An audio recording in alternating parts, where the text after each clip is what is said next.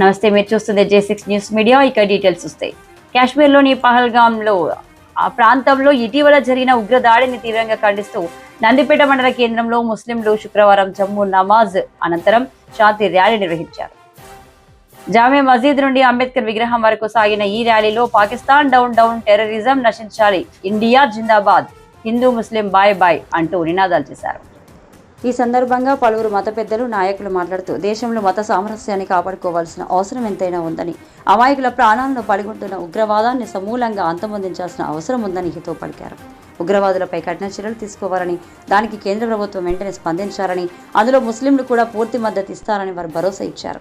ఈ కార్యక్రమంలో ముస్లిం కమిటీ అధ్యక్షులు అహ్మద్ ఖాన్, అన్ని మసీదు అధ్యక్షులు, కాంగ్రెస్ ముస్లిం నాయకులు జమీల్, ఇసూబ్, ఖాదీర్, జావేద్, టీఆర్ఎస్ ముస్లిం నేతలు సయ్యద్ హుసేన్ పాషా, హుస్నుద్దీన్, కాంగ్రెస్ మండల అధ్యక్షులు మంద మహిపాల్, మాజీ ఎంపీటీసీ సిరిండర్ లింగం తదితరులు పాల్గొన్నారు.